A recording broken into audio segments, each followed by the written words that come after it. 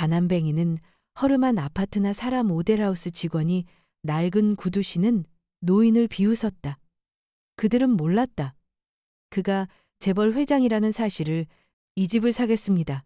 노인이 말하자 직원들이 비웃었다. 그들은 몰랐다. 그가 재벌 회장이라는 것을. 라 루미에 소울 레시던스는 한강변의 거대한 수정 덩어리처럼 자리 잡고 있다. 서울의 맑은 오후, 햇빛이 유리창에 비스듬히 쏟아지며 수천 개의 가느다란 빗줄기를 반사한다. 자동문 안으로 들어서면 새로 광택낸 오크나무 냄새와 대기실 어딘가에서 은은하게 퍼지는 블랙티 향이 코를 스친다. 이탈리아산 대리석 바닥은 신발 밑에서 차갑게 느껴지고 반짝이는 표면은 천장의 샹들리에 불빛이 마치 떨어지는 빛의 물방울처럼 흔들리는 듯 보인다. 세련되고 차갑고 값비싼 공간이다. 강민호는 리셉션 데스크 뒤에서 어깨를 곧게 펴고 서 있다. 목에 꼭 맞는 검은 넥타이, 정확히 필요한 만큼만 미소를 짓는다. 예의에서 한치도 벗어나지 않는다. 그는 이곳의 모든 세부 사항을 꿰고 있다. 고층 아파트에서 바라보는 한강 풍경, 와인 저장고의 이상적인 온도, 방음 유리의 두께, 심지어 가을 오후 옷이 42분의 황혼빛이 구름문의 석벽에 닿는 방식까지. 그리고 회사 매뉴얼에는 결코 적히지 않은 비법 하나도 알고 있다. 신발을 보면 된다. 한소연은 그의 뒤쪽에서 태블릿을 들고 약간 긴장한 채 서 있다. 눈이 평소보다 살짝 더 커진 신입의 귀여운 당황스러움이 묻어난다. 그녀는 벽시계를 흘끗 본다. 오후 2시 10분. 이 달의 가장 중요한 약속까지 50분 남았다. 그녀는 자신의 심장 소리를 듣는다. 소연. 민호가 고개를 살짝 기울이며 날씨 이야기라도 하듯 담담하게 말한다. 첫인상이 8화를 결정해. 그는 방금 떠난 손님의 신발로 시선을 내린다. 반짝이고 굽에 흠집 없으며 끈이 균형 잡힌 신발. 신발만 봐도 충분해. 소연이 눈을 깜빡인다. 신발이요? 그래. 신발은 거짓말을 안 해. 그는 마치 스승이 사랑하는 제자에게 비법을 전수하듯 미소 짓는다. 그 순간 유리문이 다시 열린다. 한 노인이 들어선다. 솜재킷의 테두리는 닳았고 소매 끝은 실이 삐져나왔다.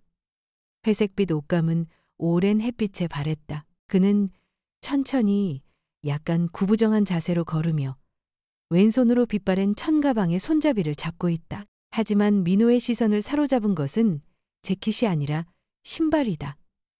낡은 검은 가죽 신발. 앞코가 갈라지고 굽에 실밥이 터졌으며 왼쪽 끈이 오른쪽보다 손가락 한마디 정도 짧다. 천장의 샹들리에 불빛이 갈라진 가죽 표면에 떨어져 사막에 얇게 붙은 물빛처럼 반사된다. 이야기를 하는 이는 안다. 민호는 얼굴을 보기도 전에 신발을 먼저 봤다. 소연은 노인의 손이 살짝 떨리는 것을 보았지만 그의 눈빛은 이상하리만치 고요하다. 겨울 호수처럼 차갑지만 맑고 깊다. 안녕하세요. 소연이. 본능적으로 살짝 고개를 숙인다. 민호는 몸을 완전히 돌리지 않고 입꼬리만 최소한의 예의를 갖춰 살짝 올린다. 노인은 천장을 올려다보며 얇은 미소를 짓는다. 아, 조용하군요. 낮고 한 글자 한 글자 천천히 내뱉는 말이 적은 사람의 목소리다. 민호는 브로슈어를 카운터 위에 내려놓는다. 종이가 대리석에 닿으며 탁 하는 깔끔한 소리가 난다. 여기는 고급 아파트 소개 공간입니다. 그는 노인을 머리부터 발끝까지 훑어본 뒤 신발에서 시선을 멈춘다. 눈빛이 반도 정도 흐려진다. 예약하셨습니까? 노인이 살짝 고개를 젓는다. 아니요. 그냥 조금 듣고 싶어서요. 가능하다면. 민호가 입꼬리 한쪽을 올린다. 죄송하지만 오늘은 상담 일정이 꽉 찼습니다. 그는 익숙한 어조로 말한다. 일정표에는 몇 칸이 비어 있지만 그건 중요하지 않다. 소연이 빠르게 고개를 돌려 민호를 본다. 그녀는 방금 일정표를 확인했고 빈 시간이 있다는 걸 안다. 하지만 침묵이 안전하다는 것도 안다. 라 루미에르에서는 계약을 늦추는 유일한 실수는 용서받지 못한다. 노인은 표정을 바꾸지 않는다. 그는 주위를 둘러본다. 오른쪽 벽에는 착공식 흑백 사진이 걸려 있다. 안전모를 쓴 사람들이 줄지어 서 있고 누군가는 구석에서 고개를 돌리고 있다. 순간 몇 년 전 햇빛이 강렬했던 날 빨간 띠 뒤로 어렴풋이 보였던 그 얼굴을 어디선가 본 듯한 생각이 스친다. 혹시 노인이 다시 돌아보며 낮고 고른 목소리로 말한다. 건물 구조에 대해 간단히 설명해 줄 수 있을까요? 작은 질문이지만 물 위에 떨어진 조약돌처럼 소연의 눈에 낯선 파문을 만든다. 민호가 펜을 내려놓는다. 할아버지, 그런 전문적인 건 이해하기 어려우실 겁니다. 그는 예의 바르면서도 차갑게 미소 짓는다. 그러고는 소연이 들을 수 있을 만큼 낮게 속삭인다. 봐, 저런 낡은 신발을 신은 사람이 300억짜리 아파트를 어떻게 사? 소연이 놀라 작게 부른다. 그녀는 즉시 입을 다물고 속으로 입술을 문다. 노인은 자신의 신발을 1초간 내려다본다. 그는 비대칭인 신발끈을 가볍게 쓰다듬는다. 마치 추억을 어루만지듯 고개를 들자 불빛이 그의 눈가에 비쳐 부드러운 주름을 드러낸다. 그렇군요. 그가 조용히 말한다. 예약이 필요하다면 알겠습니다. 이야기를 하는 이는 소연의 작게 내쉬는 한숨 소리를 듣는다. 그녀는 불공평함을 느끼지만 그 감정을 직장에서 어디에 두어야 할지 모른다. 민호는 아이패드를 자기 쪽으로 돌려 손가락을 빠르게 움직인다. 기본 정보는 저기 전단지에 있습니다. 그는 얇은 선반을 가리킨다. 그곳에는 반짝이는 전단지들이 쌓여 있다. 사진 속 웃는 얼굴들, 강을 향한 발코니. 가져가셔서 보세요. 노인은 손이 가리킨 방향을 보며 가볍게 고개를 끄덕인다. 그는 자리에 앉지 않는다. 그 거리에서 소연은 분명히 본다. 사진 속 두 번째 줄. 바깥쪽에 선 남자의 어깨선이 노인과 똑같다 살짝 처졌지만 목은 곱고 턱은 전혀 숙이지 않았다. 그녀는 민호에게 가리키고 싶었지만 멈춘다. 이성은 말한다. 문제를 만들지 마. 양심은 묻는다. 하지만 만약 중년 부부가 들어온다. 은은한 향수 냄새가 바람처럼 스친다. 그들의 신발은 깨끗하고 반짝이며 끈은 곧게 묶여 있다. 민호는 즉시 목소리의 온도를 바꾼다. 환영합니다. 준비하고 기다렸습니다. 그는 적당히 고개를 숙이며 손짓으로 안내한다. 이쪽으로 오시죠. 대조는 자연스레 무대를 만든다. 한쪽은 갈라진 가죽 신발에 떨어지는 햇빛. 다른 한쪽은 대리석 바닥을 규칙적으로 두드리는 하이힐 소리. 이야기를 하는 이는 소연의 얼굴에 그려진 두 갈래 감정을 본다. 세일즈라는 직업의 반짝이는 질서에 대한 동경, 그리고 점점 커지는 잉크 번짐 같은 불편함. 노인은 부부가 가죽 소파에 앉을 때까지 기다렸다가 카운터로 다가간다. 실례합니다. 그가 소연에게 조용히 말한다. 하나만 물어보고 싶은데 처음에 이 건물은 더 높게 지으려 했다가 나중에 층수를 낮춘 이유가 뭔가요?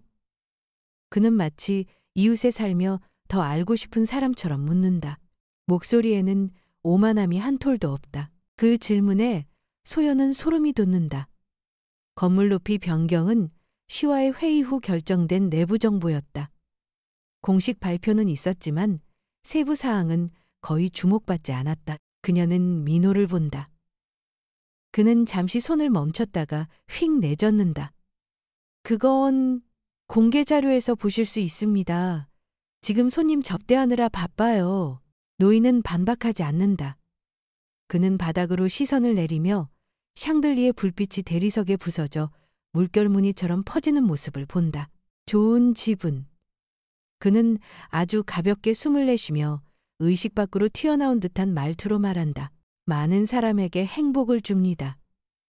오랫동안 그 믿음을 간직해왔던 사람의 목소리, 건축물 앞에 서면 습관처럼 나오는 말투다. 소연은 천천히 고개를 든다. 그 순간 이야기를 하는 이는 그녀 오직 그녀만 이 깨닫는 것을 본다. 뭔가 맞지 않다. 노인의 고요한 눈빛은 잘못 들어온 사람의 것이 아니다. 그것은 관찰하러 온 사람의 고요함이다. 민호는 새 손님과의 인사를 완벽한 문구로 마무리한다. 돌아보니 노인이 여전히 기다리고 있다. 그의 미소가 반쯤 꺼진다. 여긴 당신 같은 분을 위한 곳이 아닙니다. 그는 목소리를 낮추며 단어를 공기에 찍듯 말한다. 분노는 터지지 않는다. 노인은 그저 더 깊게 고개를 끄덕인다. 알겠습니다. 그는 작게 손을 모아 감사 인사를 한다. 허세가 아닌 예의를 지키는 옛세대의 몸짓이다. 유리문이 다시 열린다. 한강의 바람이 스며들며 습기찬 시원함을 싣는다. 상상 속 카메라는 그의 뒤를 따라가며 구부정한 등과 당당하게 곧은 목을 담는다. 관객과 소연은 이름 붙일 수 없는 감정을 품는다. 연민, 있지, 불편함, 있지. 그리고 방금 떨어진 작은, 하지만 무거운 의심의 씨앗. 민호는 손목을 들어 시계를 본다. 오후 2시 25분. 노인의 그림자가 유리돔 뒤로 사라질 때 분침이 한 칸 더 움직인다. 방 안에서는 에어컨 소리가 여전히 부드럽게 윙윙거리고 새 손님 테이블 위 에스프레소 잔에서 숟가락이 도자기에 닿으며 맑은 소리를 낸다. 모든 것이 설계된 듯 매끄럽다. 소연의 눈빛만 가만히 있지 않다. 그녀는 착공식 사진으로 시선을 돌린다. 공사장 모자를 쓴 얼굴들, 악수하는 모습, 구석에 살짝 가려진 누군가의 작은 미소. 너무 닮았다. 그녀는 숨을 들이쉰다. 그리고 내쉰다. 우리는 추측하면 안 된다. 소연. 민호가 부른다. 다시 세일즈 톤으로 돌아와. 자료 준비됐지? 네. 그녀는 대답하며 브로슈어를 건네지만 눈빛은 여전히 밖으로 향한다. 햇빛이 유리에 미끄러지는 곳. 좋은 집은 많은 사람에게 행복을 준다는 말을 남기고 사라진 노인이 있던 곳으로 벽시계의 분침이 조용히 한 칸 움직인다. 강민호는 리셉션 테이블 앞에 서서 박제국 테크놀로지 회사 회장과의 상담을 위한 서류를 정리한다. 고층 아파트를 성사시킬 수 있는 거래로 이달 실적을 선두로 끌어올릴 수 있다. 그는 머릿속으로 대본을 점검한다. 환영 인사, 투어 안내, 와인 저장고, 사우나 룸, 방음 유리, 그리고 강이 한눈에 보이는 발코니로 마무리. 모든 단계는 초 단위로 계산된다. 기계에 단 한 톨의 모래알도 들어가선 안 된다. 효율이 철칙이다. 속도를 늦추는 자는 방해꾼이다. 소연은 태블릿을 들고 옆에 서 있다. 프레젠테이션 슬라이드를 이미 띄워놓았지만 눈은 벽에 걸린 흑백 사진으로 자꾸 끌린다. 사진 속 두 번째 줄 바깥쪽에서 미소 짓는 남자의 얼굴이 방금 그 노인과 설명할 수 없이 닮았다. 그녀는 침을 삼키며 그 생각을 억누른다. 이 직업에서 추측은 가장 위험한 일이다. 유리 자동문이 다시 열린다. 노인이 돌아왔다. 이번엔 더 천천히 걷는다. 마치 깨지기 쉬운 무언가를 건드릴까 두려운 듯. 외투는 여전히 낡았지만 손은 더 단단히 모아 쥐었고 눈빛은 흔들리지 않고 어딘가에 고정되어 있다. 그는 카운터에서 몇 걸음 떨어진 곳에 멈춰서서 가볍게 고개를 숙인다.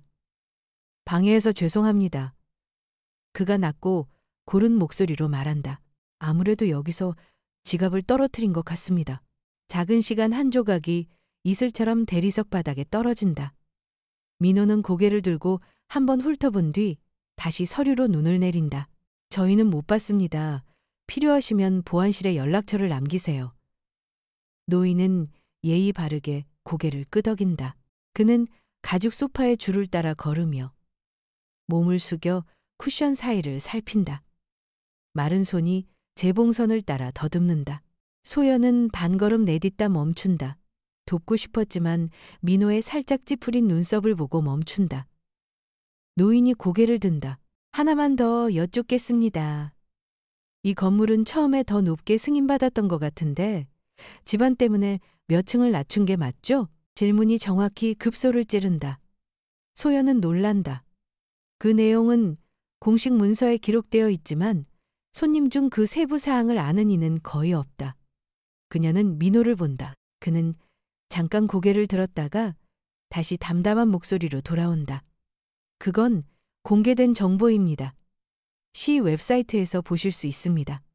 노인은 살짝 미소 짓는다. 봤습니다. 원래 층수도 기억하고요. 55층에서 48층으로 바뀌었죠. 그는 유리벽에 손을 대며 목재의 결을 보는 목수처럼 유리 테두리의 두께를 살핀다. 기초공사를 다시 하느라 힘들었을 겁니다. 소연은 민호의 손이 서류 표지 위에서 잠시 멈추는 걸 본다. 한순간뿐이다. 그는 서류를 덮고 종이 모서리를 매끈히 문지른다. 기술적인 건 신경 안 쓰셔도 됩니다. 저희가 모든 기준을 보장합니다. 노인은 고개를 끄덕인다. 믿습니다. 공사 현장에서 몇 사람이 얘기해 준 걸 들었거든요. 그는 세 번째 의자 밑으로 손을 넣는다. 낡은 지갑이 나온다. 가죽은 달았고 실밥은 하얗게 바랬다. 아, 여기 있네요. 그는 지갑을 펼쳐 빠르게 확인한다. 안에 든 건 낡은 카드 몇 장과 빛바랜 흑백 사진 한 장뿐이다. 그는 사진 가장자리를 쓰다듬고 지갑을 겉옷주머니에 넣는다. 돈은 없어도 추억은 무거운 물건을 다루듯 조심스럽게 민호는 시계를 본다. 오후 2시 45분. 찾으셨으니 양해 부탁드립니다. 곧 중요한 손님이 오십니다. 노인은 벽시계를 올려다본다. 시간이 다 됐군요. 그는 아주 작게 말한다. 마치 자신에게 상기시키듯 왼손으로 낡은 손목시계를 만지작거린다. 유리에 잔 흠집이 있는 시계다. 이 시계는 보통 좀 느리게 가는데 필요할 땐 정확하죠. 묘한 말이다. 소연은 그 손을 눈으로 좇는다. 시계 가죽줄에는 시간이 새긴 흔적이 뚜렷하다. 낡은 신발과 닮았다. 달았지만 단정하다. 전단지 보시겠습니까? 그녀가 평범한 목소리를 유지하며 묻는다. 고맙지만 충분히 봤습니다. 그가 미소 짓는다. 좋은 집은 땅 위에 단단히 서야 하고 사람의 마음속에도 단단히 서야 합니다. 민호가 어깨를 으쓱한다. 마음이야 어떻든 서류가 전부 결정하죠. 그는 소연을 돌아본다. 계약서 샘플 준비해. 층수, 문 방향, 발코니 면적 다시 확인하고. 노인은 반박하지 않는다. 그는 흑백 사진 쪽으로 다가가 더 오래 멈춘다.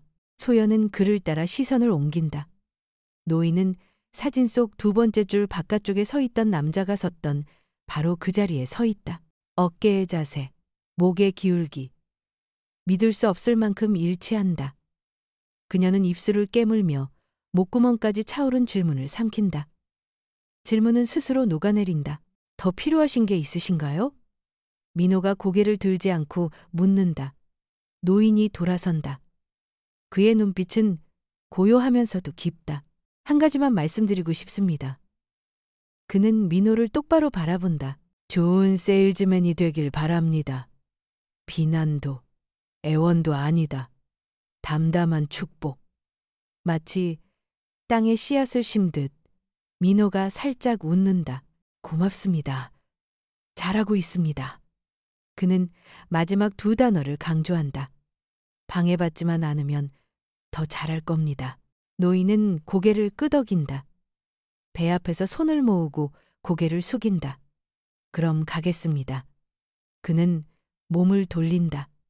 발걸음은 느리지만 흔들림이 없다. 유리문이 열리며 강밖의 햇빛이 긴 선을 그리며 들어온다. 노인은 문을 지나고 그의 그림자는 대리석 바닥에 길게 들이우다 카펫에 닿으며 끊긴다. 분침이 한 칸 더 움직인다. 오후 2시 55분 소연은 잠시 멈춰선다. 뭔가 잘못 놓인 느낌이다. 사진 속 얼굴은 부드럽게 웃는다. 만약 그 단어가 그녀 머릿속에서 소리를 내다 꺼진다. 그녀는 태블릿 화면으로 돌아오며 용기가 없어 노인을 불러 이름을 묻지 못한 자신을 미워한다. 민호는 이미 목소리를 바꿨다. 음색의 온도가 반음 올라간다. 경로 다시 확인. 샘플 거실 1번. 주방 샘플. 테라스. 그리고 편의시설로 마무리. 속도는 그들이 볼 수 있을 만큼만, 너무 많이 생각할 시간은 주지 마. 그는 숨을 들이쉬고 내쉬며 출발선 앞에 운동선수처럼 준비한다. 우린 꿈을 파는 게 아니야. 결정을 파는 거지. 책상 전화가 작게 울린다. 경비가 박 회장의 차가 게이트에 도착했다고 알린다. 민호는 넥타이를 고치고 검은 유리 벽에 비친 자신을 본다. 연습된 미소, 고든 코, 단단한 눈빛. 그는 문으로 다가가 수백 번 연습한 환영 자세로 두 손을 펼친다. 밖에서 검은 세단이 멈춘다. 번호판은 깔끔하다. 운전기사가 먼저 내려 뒷문을 연다. 회색 정장을 입은 중년 남자가 내린다. 얇은 밑창의 신발은 거울처럼 빛난다. 그는 소매를 정리하며 건물 외관을 빠르게 훑는다. 마치 엔지니어가 회로도를 보듯 민호가 고개를 숙이며 깊은 목소리로 말한다. 박 회장님, 환영합니다. 귀한 시간 내주셔서 감사합니다. 모든 준비를 마쳤습니다. 방에서 불어온 가벼운 바람이 박 회장의 정장 자락을 살짝 띄우고 로비를 지나 벽의 흑백 사진에 닿는다. 그 순간 소연은 사진 속 미소가 반도 더 깊어진 듯하다. 그녀는 눈을 깜빡인다. 빛 때문인지 확신할 수 없다. 박 회장이 민호와 악수한다. 힘은 적당하다. 40분밖에 없소. 그가 단도직입적으로 말한다. 여기가 다른 곳과 다른 점을 보여주시오. 알겠습니다, 회장님. 민호가 몸을 돌려 안내한다. 샘플 거실부터 시작하겠습니다. 그들은 카운터를 지난다. 블랙티 향이 바람에 묻힌다. 로비 구석. 노인이 방금 앉아 지갑을 찾던 가죽 의자에는 아직 약간의 자국이 남아있다. 유리 테이블 위. 손에 땀 자국이 흐릿하게 있다가 사라진다. 벽시계는 숨을 멈춘 듯 떨린다. 오후 2시 59분. 소연은 태블릿을 안고 뒤따르며 문 밖을 흘끗 본다. 멀리 강변 보행로의 인파 속으로 섞여드는 노인의 모습. 느리지만 등을 곧게 펴고 걷는다. 그는 손목을 들어 낡은 시계를 다시 보고 나무 뒤로 사라진다. 방 안의 시계종은 울리지 않는다. 하지만 다른 무언가가 울릴 준비를 하고 있다. 유리문이 닫히며 바람소리가 멈춘다. 민호는 환한 미소를 띄우고 샘플룸 문을 열며 정확한 음량으로 환영을 시작한다. 방문해 주셔서 감사합니다. 여기서 한강 전경을 보실 수 있습니다. 가을 저녁, 도시 불빛이 별처럼 떨어지는 모습을 상상해 보시죠. 객석은 고요해진다. 공기는 비단처럼 부드럽다. 그리고 그 소리가 벽시계가 아닌 민호의 정장 주머니 속 전화기에서 울리면 그림은 금이 갈 것이다. 마치 샹들리에 불빛에 선명히 드러난 낡은 신발의 균열처럼. 하지만 그건 바로 다음 순간의 이야기다. 지금 박 회장이 한 걸음 더 내딛는다. 민호의 미소가 한치 더 넓어진다. 샘플 룸 문이 열린다. 에어컨의 차가운 바람이 뿜어져 나온다. 그리고 민호가 효율이라는 두 글자로 팽팽히 당긴 덫이 이제 막 닫힐 준비를 한다. 전화가 울리는 순간 샘플 룸의 문이 열린다. 비단처럼 부드러운 공기를 찢는 종소리, 길고 차갑게 울린다. 민호는 반박자 멈칫하며 환영의 미소가 입술 위에서 굳는다. 박 회장은 고개를 들며 시간이 부족한 사람의 날카로운 눈빛을 보낸다. 소연은 뒤에 서서 태블릿을 더 세게 끌어안고 자신의 심장이 등뼈를 두드리는 소리를 뚜렷이 느낀다. 민호는 몰래 화면을 흘끗 본다. 화면에 떠오른 이름은 마치 선고문처럼 선명하다. 정대현 회장. 부장도 이사도 아니다. 회사의 수장이다. 그는 침을 삼키려 애쓴다. 실례하겠습니다. 긴급 전화입니다. 그는 표준적인 침착함을 유지하려 하지만 손가락 끝은 유리 표면을 스치며 땀으로 미끄럽다 통화가 연결된다. 상대편 목소리는 인사 없이 나온다. 낮고 단단한 금속을 망치로 두드리는 듯한 소리. 지금 어디 있나? 회장님, 저는 라루미의 전시실에 있습니다. 손님을 접대 중입니다. 잘 들어. 짧은 숨 멈춤. 이어지는 말은 한음도 낭비 없이 정확히 저울질된 듯하다. 나이든 남자가 거기에 갔어. 낡은 옷, 낡은 신발. 봤나? 민호의 등줄기를 타고 차가운 선이 흐른다. 갈라진 신발. 한마디 짧은 끈, 샹들리에 불빛이 반사된 갈라진 가죽의 이미지가 머릿속에서 번쩍인다. 그의 가슴이 조여든다. 네. 방금 지갑을 찾으러 온 노인이 있었습니다. 하지만 이미 가셨습니다. 그의 목소리는 입안에서 바싹 마른다. 상대편은 여전히 낮고 날카롭다. 그분은 정인수 회장님이시다. 이 회사의 창립자. 그리고 내 아버지. 공기가 흔들린다. 방 안의 블랙티 향이 순식간에 꺼진다. 민호는 에어컨 소리도 자신의 숨소리도 듣지 못한다. 모든 것이 이마 한 점으로 모이고 그곳에서 땀방울이 터지듯 솟는다. 상대편은 반박의 여지를 주지 않고 이어간다. 오늘 아침부터 아버지를 찾았어. 공사 현장을 예고 없이 보러 다니시지. 방금 거기에 아버지 같은 분이 나타났다는 소식을 들었어. 자네가 응대했나? 민호의 입이 열리지만 말이 목구멍을 넘지 못한다. 소연이 그를 본다. 그의 얼굴이 종이처럼 창백해지는 걸 본다. 박 회장은 조용히 서서 한쪽 손을 주머니에 반쯤 넣고 관찰한다.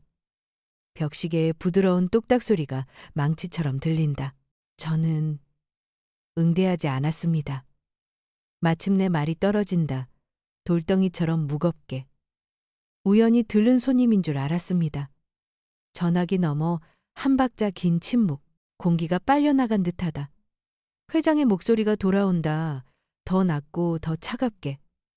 뭐라고 했나? 저는 민호는 공포에 오그라드는 목을 삼킨다. 목표 고객이 아니라고 생각해 거절했습니다. 자네가 뭘 했어? 일정이 꽉 찼다고 했습니다. 전단지를 가져가라고 했고 그는 손바닥이 뜨겁게 달아오르는 걸 느낀다. 마치 쇳덩이를 쥔 듯. 그리고 여기가 그분을 위한 곳이 아니라고 했습니다. 무거운 한숨이 전화기를 통해 울린다. 피로가 아니다. 단단히 눌린 실망이다. 회장의 목소리가 바뀐다. 강화유리 모서리처럼 단단하게. 자네가 회사의 창립자를 쫓아냈어. 민호는 무릎이 텅 빈 듯하다. 그는 의자 가장자리에 주저앉는다. 여전히 전화기를 귀에 뗀 채 이마는 땀으로 젖고 땀방울이 유리 테이블 위로 떨어져 초가을 비처럼 부서진다. 아무도 그를 건드리지 않았지만 그는 자신의 내면에서 나는 소리를 분명히 듣는다. 자아가 찢기는 날카로운 소리. 소연은 여전히 꼼짝없이 서 있다. 노인의 부드러운 말이 멀리서 종소리처럼 울린다. 곧 시간이 될 거야. 그때 그녀는 그가 손목의 낡은 시계에 대해 말한 줄 알았다. 이제야 깨닫는다. 그건 심판의 시간이었다. 회장이 말을 잇는다. 물에 던진 돌처럼 큰 파문을 일으키며. 잘 들어. 아버지는 전쟁 후 역에서 구두를 닦으며 시작하셨다. 콘크리트 바닥에서 잠을 자며 이 회사를 세우셨어. 자네는 신발로 사람을 판단했어. 신발로 아버지 얼굴에 문을 닫았어. 민호의 가슴에 차가운 통증이 밝힌다. 그는 굽에 터진 실밥을 바라보던 자신을 떠올린다. 사과를 거절로 바꾼 억양, 기초공사와 층수 질문을 먼지처럼 털어낸 태도, 빠르게 넘어가는 슬라이드처럼 이미지가 번쩍인다. 그는 지금 여기 작은 전화기를 통해 사과하고 싶다. 하지만 사과는 끈적한 무언가에 미끄러져 붙지 않는다. 제발 그분을 뵙게 해주십시오. 그가 불쑥 말한다. 목소리가 갈라진다. 사과드릴게요. 제가 가만히 거기 있어. 회장이 말을 자른다. 지금 간다. 그리고 자네가 아버지께 했던 말을 하나하나 말해. 결정이 내려지듯 소리가 끝난다. 통화가 끊긴다. 샘플룸은 고요하다. 세 사람의 숨소리만 세상을 채운다. 박 회장은 천천히 손을 내린다. 표정은 변함없다. 그는 묻지 않는다. 그는 바라본다. 마치 심사위원이 후보자에게 시간을 더 줄지 고민하듯. 문제라도 있소? 그가 간단히 묻는다. 민호는 억지로 일어선다. 목이 바싹 마른다. 저 상담 일정을 몇 분 늦추겠습니다. 그는 고개를 숙이지만 단단하지 못하다. 온몸의 무게가 두 발로 흘러 단단한 대리석 바닥에 붙는다. 턱에서 땀 한 방울이 떨어져 테이블 위에 자국을 남긴다. 소연은 그것을 보고 손수건을 건네고 싶었지만 손은 꼼짝하지 않는다. 그녀 머릿속에서 벽에 걸린 흑백 사진이 점점 커진다. 안전모를 쓴 사람들, 빨간 띠, 그리고 맨 가장자리에 서서 입을 다물고 미소 짓는 남자, 맞아 떨어진다. 소름 끼칠 정도로 민호가 그녀를 돌아보며 구원과 공황이 뒤섞인 눈빛을 보낸다. 그분이 뭔가 이상하다고 느끼지 않았어? 불필요한 질문이다. 하지만 사람은 익사 직전에 늘 목재 조각을 잡으려 허우적댄다. 소연이 숨을 들이쉰다. 그분은 층수에 대해 아셨어요. 기초공사에 대해 물으셨고 착공식 사진 앞에 오래 서 계셨어요. 그녀는 침을 삼킨다. 좋은 집은 땅 위에, 그리고 사람 마음속에 단단히 서야 한다고 하셨어요. 그녀의 말 한마디 한마디가 민호의 자신감 껍질을 뚫는 송곳 같. 그는 떠올린다. 그는 다 들었다. 단지 귀 기울이지 않았을 뿐이다. 그는 분침을 세었지 사람의 심장 박동은 세지 않았다. 로비 밖에서 엘리베이터 종소리가 가볍게 울린다. 경비원이 빠르게 다가와 민호의 귀에 속삭인다. 검은 차. 회사 번호판이 지하로 들어왔습니다. 전용 엘리베이터 준비됐습니다. 강에서 불어온 얇은 바람이 문틈으로 스며들며 물과 햇빛 냄새를 씻는다. 착공식 사진이 프레임 가장자리에서 살짝 떨린다. 마치 누가 건드린 듯. 테이블 위. 방금 전 노인이 남긴 땀 자국은 마르지만 그가 지갑을 찾으며 앉았던 가죽 소파에 오목한 자국은 남아있. 모든 흔적이 한 가지를 말한다. 그는 여기에 있었다. 그리고 정중한 말로 쫓겨났다. 박 회장이 에스프레소 잔을 접시에 내려놓는다. 도자기가 맑은 소리를 낸다. 기다리겠소. 그가 말한다. 이 일을 어떻게 처리하는지 보고 싶소. 화가 아니다. 호기심이다. 하지만 그 호기심은 매달린 판결처럼 무겁다. 민호는 고개를 끄덕이며 이를 악물어 턱이 살짝 떨린다. 그는 손수건을 꺼내 이마를 닦는다. 그는 마치 전문가 앞에서 귀한 표본을 깨뜨린 견습생처럼 느낀다. 단, 이번 표본은 사람의 품격이었다. 유리 자동문이 열린다. 단단하고 빠른 구두 소리가 멀리서 울린다. 한 무리의 사람이 들어오고 앞장선 이는 키 크고 어깨가 곧은 중년 남자다. 얼굴은 팽팽한 현처럼 긴장돼 있다. 짙은 회색 정장, 어두운 넥타이, 직선적인 눈빛. 틀림없다. 정대현 회장. 그는 주변을 보지 않는다. 샹들리에도 대리석 바닥도 보지 않는다.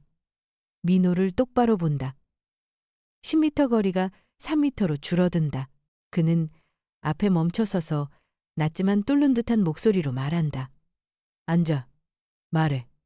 두 단어만으로 모든 방어 자세가 무너진다. 민호는 끈이 끊긴 듯 주저앉는다. 무릎 위에 놓인 손은 쉴 곳을 찾지 못한다.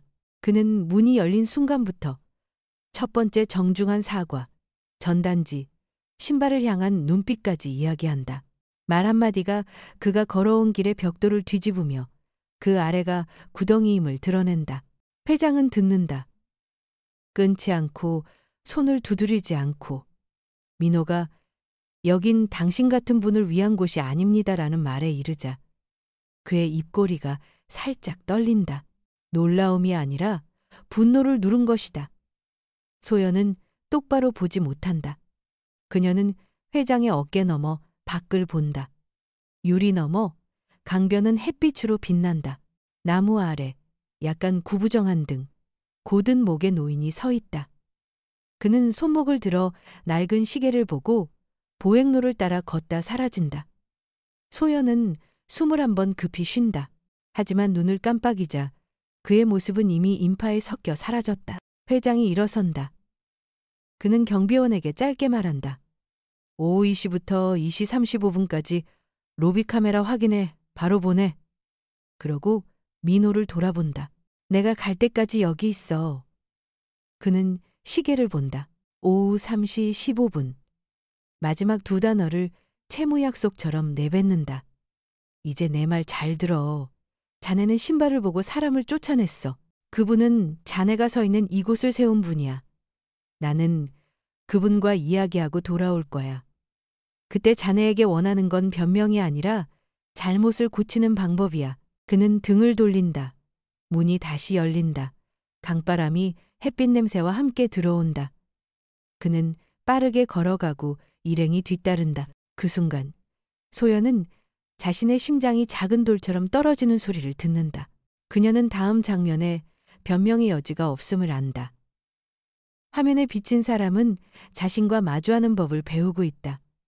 밖에서 검은 세단이 강변을 향해 달린다. 도로 위에 햇빛이 춤춘다.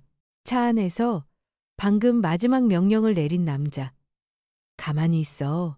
내가 간다. 폭풍이 다가오고 있다. 라 루미엘 로비는 정대현 회장이 돌아왔을 때 비정상적으로 고요하다. 그의 뒤로 유리문이 닫히며 공기를 얇게 자른다. 한강변을 따라 비스듬히 들어온 오후 햇살이 대리석 바닥에 연한 금빛 조각을 뿌린다. 벽에 걸린 착공식 흑백 사진은 바람에 프레임 가장자리가 살짝 떨린다. 모든 것이 멈춘 듯 세 사람의 무거운 숨소리만 남는다. 앉아. 회장이 낮게 말한다. 소리를 지르지 않지만 마른 돌처럼 무겁다. 민호는 눈을 들 용기가 없다. 그는 카운터 옆에 앉아 두 손을 맞잡는다. 손가락 마디가 하얗게 질린다. 관자놀이를 타고 흐른 땀 한 방울이 대리석 바닥에 떨어져 왜곡된 꽃잎 모양으로 부서지다 사라진다. 소연은 방걸음 뒤에 서서 태블릿을 꽉 끌어안고 벽시계 분침의 리듬에 맞춰 심장이 쿵쿵 뛴다. 다시 말해, 회장이 명령한다. 민호가 말한다. 문이 열린 순간부터 예약문의, 전단지, 정중한 거절, 갈라진 신발, 그리고 그 말.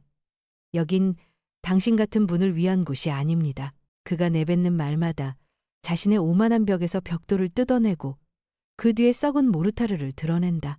그가 말하는 동안 소연은 강에서 부는 바람소리가 변하는 걸 느낀다.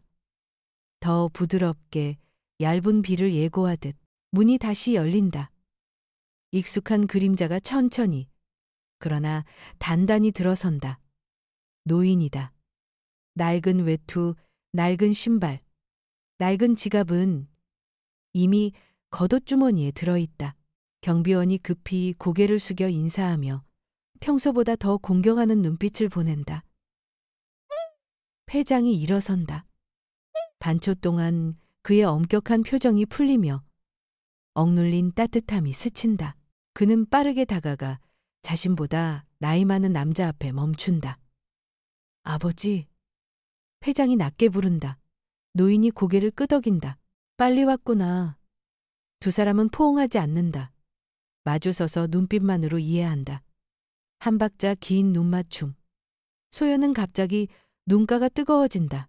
뒤에 걸린 흑백 사진 속 가장자리의 남자가 고개를 기울이는 듯하다. 회장이 돌아서며 낮고 단호히 말한다. 이 사람이 아버지를 거절했소. 신발을 보고 그는 민호를 보지 않지만 그 말은 그의 심장을 정확히 찌른다. 노인이 로비를 한 바퀴 둘러본다. 샹들리의 불빛이 그의 신발 끝에 빛의 물방울로 떨어진다. 그는 민호에게 다가가 팔 한 뼘 거리에서 멈춘다. 그가 묻는다. 강민호입니다. 그의 목소리는 모래에 긁힌 듯 걸걸하다. 이 일을 한 지 얼마나 됐나? 10년입니다. 10년. 노인이 작게 되뇌며 그림자가 비칠 만큼 반짝이는 대리석 바닥을 내려다본다. 10년이면 간단한 걸 깨달을 시간이지. 판매는 신발이 아니라 마음을 보는 거야. 아무도 말하지 않는다. 그 말은 잎사귀처럼 가볍지만 떨어지는 곳마다 바닥이 갈라진다. 민호는 고개를 더 숙인다. 그의 내면에서 무언가가 부서진다. 직업적 자존심이 아니라 너무 오래 그의 눈을 가렸던 껍질이다. 노인이 겉옷주머니에서 천으로 싼 작은 물건을 꺼낸다. 천을 펼친다. 낡은 구두솔, 털은 닳고 나무 손잡이는 반들반들하다. 그는 두 손으로 그것을 든다. 마치 유물을 들듯 여기서 시작했지. 그는 고르게 말하며 시선은 솔에서 떠나지 않는다. 전쟁 후 서울역에서 매일 아주 낮은 의자에 앉았어. 아침이면 기차에서 나는 석탄 냄새와 밤비가 고인 바닥 냄새가 뒤섞였지. 점심이면 길 건너 노점의 국수 냄새. 저녁이면 늦게 돌아가는 사람들의 셔츠에 벤신 땀 냄새. 나는 그들의 구두를 닦았어. 부자도 가난한 자도 밑창이 떨어질 듯한 구두만 가진 사람도 있었지.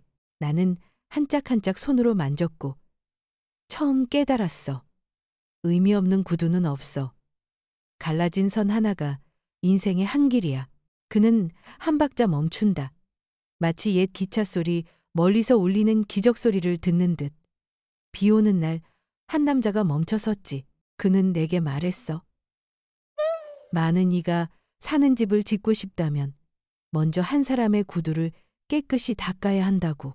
깨끗이 닦는다는 건 그 사람의 밑창이 아니라 그 사람을 보는 거라고. 그는 낡은 소를 카운터 위에 부드럽게 놓는다. 다른 털이 대리석에 닿으며 작고 마른 소리를 낸다. 그 말을 잊지 않았어. 작은 가게를 열고 부동산 사무소를 열고 이 회사를 세웠을 때 나는 늘 직원들에게 말했지. 눈을 보기 전에 지갑을 보지 마. 이야기를 듣기 전에 시계를 보지 마. 마음을 보기 전에 구두를 보지 마. 민호가 고개를 든다. 눈이 붓다. 죄송합니다. 사과가 터져 나온다. 얇지만 진실하다. 저는 봐야 할 것을 잊었습니다. 사과는 시작이야. 노인이 고개를 끄덕인다. 고치는 게 길이지. 회장은 옆에 서서 표정이 덜 굳어 있다. 그는 아버지를 한초 길게 바라본다. 마치 이미 아는 것을 다시 배운 듯. 소연은 조용히 태블릿을 내려놓고 떨림을 멈추려 두 손을 배 앞에 모은다. 그녀 머릿속에 이미지가 몰려온다. 낡은 지갑, 비대칭인 구두끈, 부드러운 눈빛, 착공식 사진. 모두가 완전한 그림으로 맞춰진다. 내가 왜 착공식 사진 앞에 오래 서 있었는지 아나? 노인이 묻는다. 민호가 고개를 젓는다. 그곳엔 이곳을 단단히 세운 사람들이 있기 때문이야.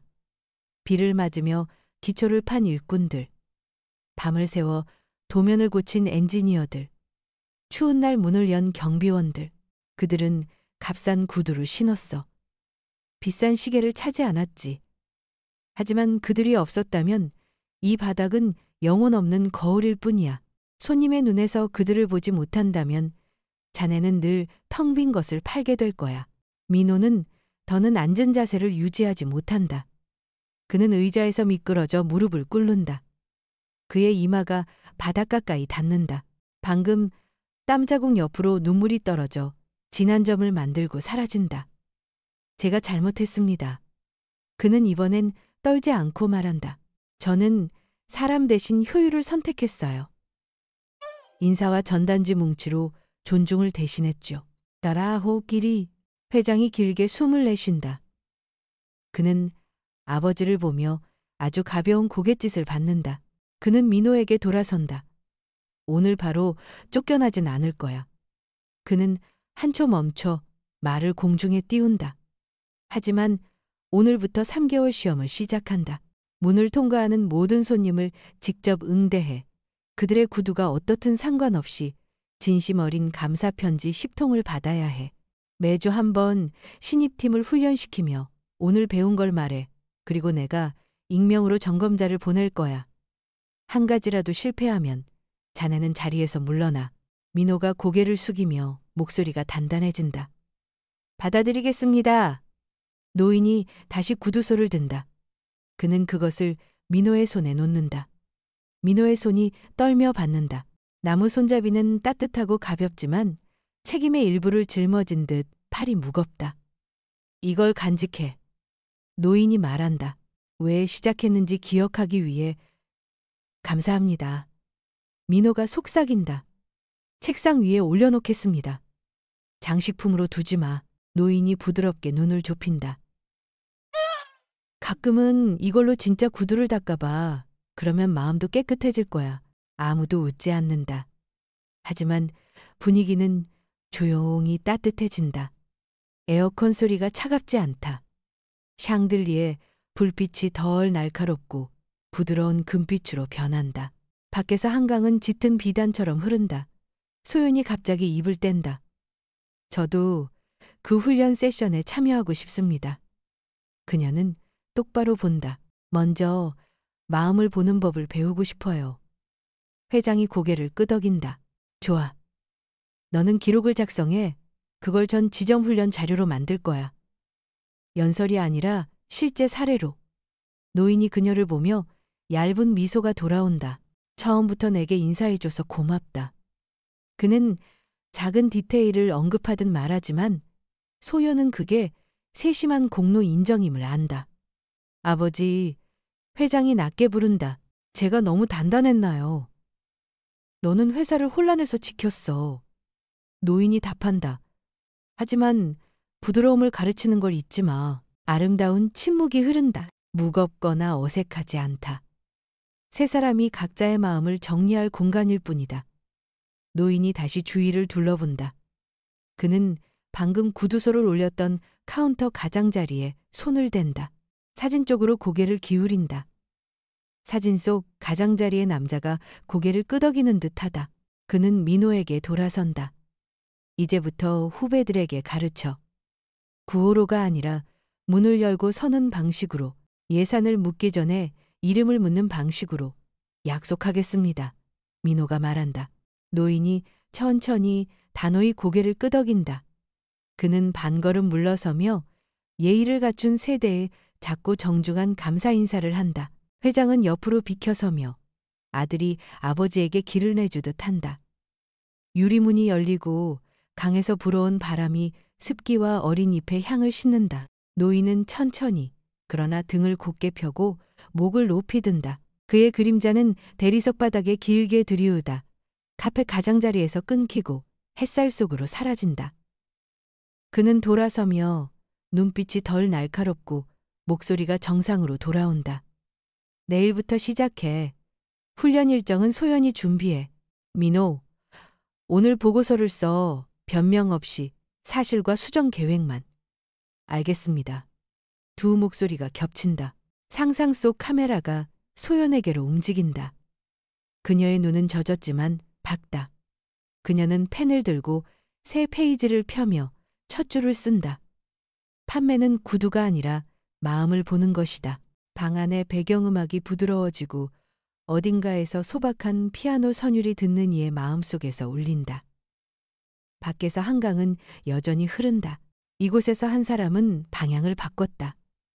그리고 카운터 한가운데 놓인 낡은 구두솔은 작은 등불처럼 빛나며 앞에 기다리는 이야기의 끝을 향해 비춘다. 3주가 고요한 강물처럼 흘렀다. 리셉션 카운터 옆 명함 쟁반 곁에 새 물건이 놓였다. 낡은 나무 손잡이의 구두솔, 벨벳 받침 위에 놓인 기억으로 켜진 등불 같았다. 카운터에 오는 이는 누구나 그것을 볼 수 있었다. 과시도 설명도 없이 단지 조용히 한 문장을 마음에 새겼다. 판매는 구두가 아니라 마음을 보는 것이다. 민호는 평소보다 일찍 왔다. 그는 전등을 하나씩 켜고 창문을 열어 강바람을 들이고 따뜻한 차 주전자를 구석 테이블에 놓은 뒤 구두솔 앞에 멈췄다. 손이 가볍게 닿자 추억이 물처럼 밀려왔다. 노인의 담담한 얼굴, 바닥에 떨어진 눈물, 회장의 목소리, 소연의 따뜻하면서 단호한 눈빛. 그는 수첩을 펼쳤다. 오늘 페이지 첫 줄은 목록이었다. 3개월 목표. 감사 편지 10통. 그 아래 밑줄 친 문장. 먼저 이름을 부르고 이야기를 묻고 예산은 나중에. 그는 자신의 글씨가 덜 딱딱해진 걸 보며 미소 지었다. 소연이 훈련 자료 뭉치를 들고 들어왔다. 태블릿을 내려놓고 구두소를 보며 존경하는 노인에게 인사하듯 가볍게 고개를 끄덕였다. 오늘 오후 훈련 일정 팀 전체에 알렸어요. 그녀가 가볍지만 단단한 목소리로 말했다. 안에서 제안하신 대로 고객의 눈을 30초간 바라보는 연습을 추가했어요. 민호가 고개를 끄덕였다. 고마워. 그리고 모두에게 상기시켜. 이건 시험이 아니야. 습관이야. 그는 한 박자 멈췄다. 사람을 보는 습관, 구두를 보는 게 아니라 업무가 시작되었다. 예약한 손님들이 들르며 모두 블랙티 한 잔을 권유받고 이름을 묻고 강 근처로 이사온 이유나 삶에 대해 몇 분간 이야기를 들었다. 민호는 말을 아꼈다. 하지만 정확한 순간에 말했다. 그는 손님이 앉을 때 반걸음 물러서서 눈높이를 맞췄다. 위에서 내려다보거나 아래서 올려다보지 않게 정오까지. 그는 2장의 감사카드를 봉투에 넣었다. 은퇴한 교사 부인이 욕실 바닥 미끄럼 방지 설명을 위해 10분 더 시간을 낸 것에 감동했고 젊은 부부는 더 비싼 상층 대신 오후 햇살이 드는 낮은 층을 추천받아 기뻤다. 오후 로비는 한적해졌다. 햇살은 꿀빛으로 기울며 유리창을 통해 긴 띠를 카운터 가장자리에 드리웠다. 에어컨 소리는 비단처럼 부드러웠다. 민호가 메모를 읽고 있을 때 문이 열렸다. 강바람이 공사장 먼지 냄새를 가볍지만 진짜로 실어왔다. 한 남자가 들어섰다. 회색 티셔츠, 초록 작업복 바지, 소매에 시멘트 가루가 살짝 묻었고 짙은색 작업판은 하얀 먼지에 덮여 끈이 느슨했다. 그는 카운터 앞에 멈춰 자신이 이곳에 어울리는지 확신 없는 표정이었다. 민호는 즉시 일어나 카운터 밖으로 나와 친한 손님처럼 고개를 숙였다. 안녕하세요. 저는 민호입니다. 오늘 어떻게 도와드릴까요? 남자는 머뭇거리며 자신의 발을 보고 반짝이는 샹들리에 천장을 올려다봤다. 그냥 지나가다 들렀어요. 사실 여기 들어와도 되는지 모르겠네요.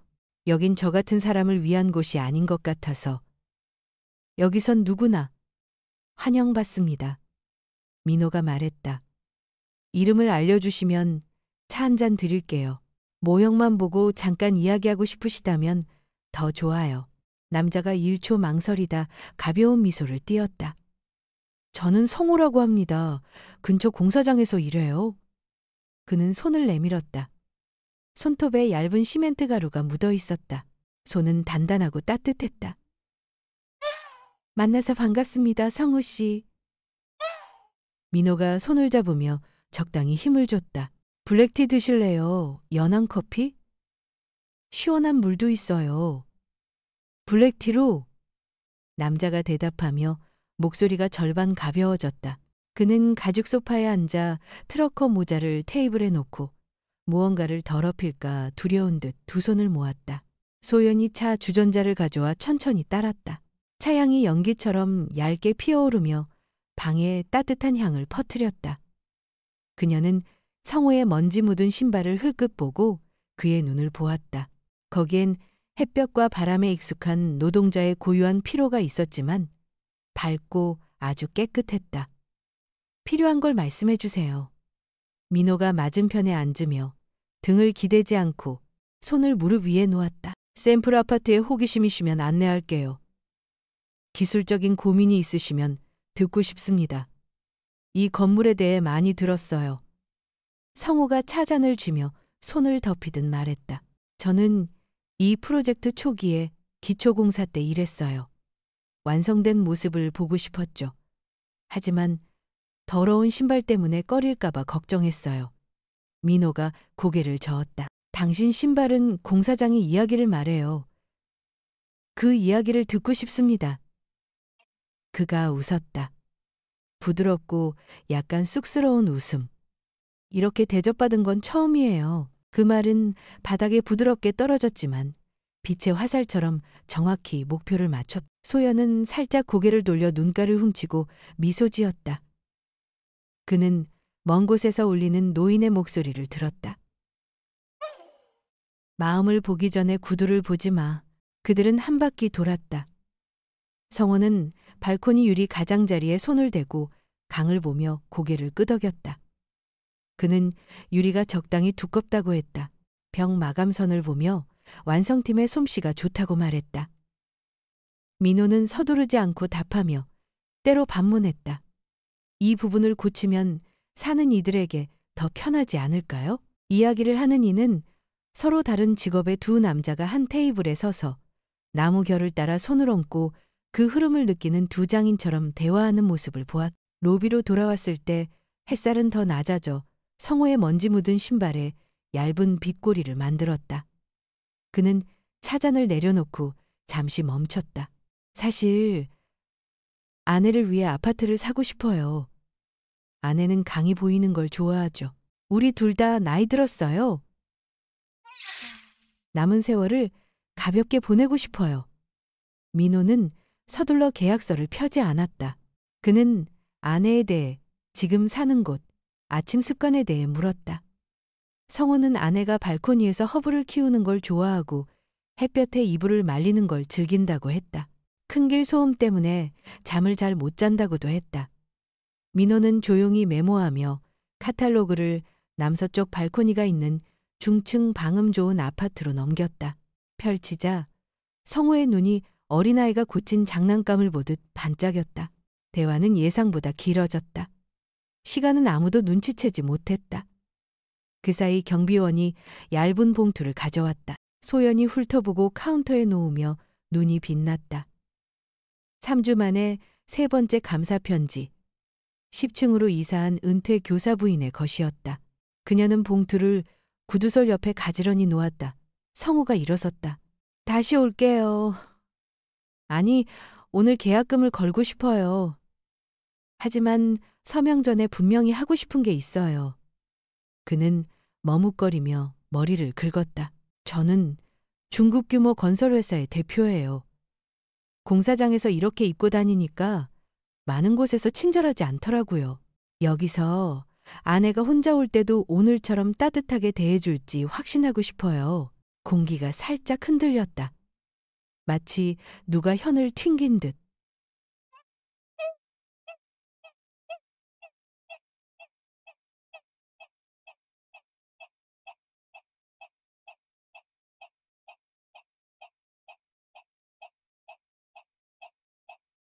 공기가 살짝 흔들렸다. 민호는 공식이 없는 미소를 지어 안심하세요. 여기선 눈을 보고 이름을 묻는 것부터 시작합니다.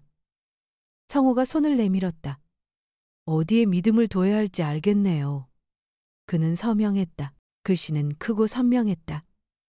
펜이 종이를 떠나는 순간 강소리가 더 선명히 울리는 듯했다.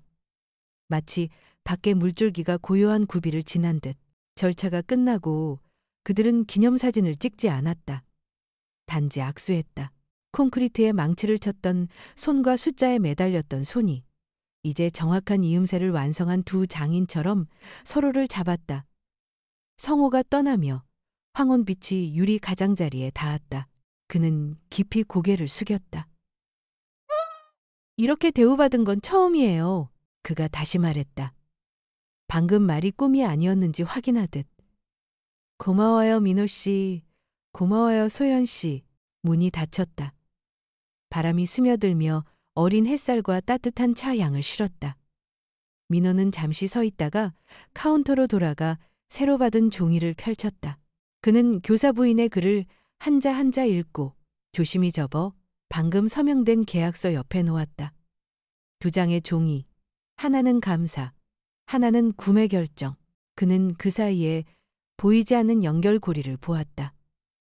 존중. 소연이 앉아서 노트북을 열고 다음 주 팀 목표를 적었다. 듣기 훈련 한 세션. 문 앞에서 손님 맞이 연습 한 세션. 손님 이름을 손으로 적은 작은 카드 연습. 그녀가 고개를 들었다. 3개 달성했어요. 그녀가 웃으며 말했다. 7개 남았네요. 우리가 달성했지. 민호가 정정했다. 그는 구두소를 보았다. 그리고 올바른 방식으로 해낼 거야. 황혼이 깃들었. 레 루미에르는 안에서 점점 밝아졌고 복도를 따라 따뜻한 금빛점들이 켜졌다. 강변은 조금 어두워지며 가로등이 구슬처럼 이어졌다. 민호는 로비 조명을 일부 끄고 황혼이 나머지를 채우게 했다. 그는 큰 유리창 앞에 섰다. 반사된 유리 속 그와 소연이 나란히 서 있고 뒤엔 낡은 구두솔이 있었다. 노인은 화면에 없지만 그의 가르침은 부드럽고 분명히 울렸다. 그는 전화기를 꺼내 메모를 열고 팀 전체에 한 줄을 보냈다. 오늘의 원칙. 먼저 눈을 보고 이름을 묻고 이야기를 나눠라. 그는 1초 망설이다 덧붙였다. 다시 시작하게 해줘서 고마워. 분침이 한 칸 미끄러졌다. 도시가 빛났다. 이야기를 하는 이는 한 박자 멈췄다. 오후 차양 숨소리가 가라앉도록 그리고 아주 얇고 단단한 실로 이야기를 조용히 마무리했다. 새 시작은 위대한 것에서 오지 않는다. 먼지 묻은 구두를 보고 진심 어린 미소로 말하는 방식에서 온다. 환영합니다. 여기서 당신의 마음이 우리가 가장 먼저 보고 싶은 것입니다.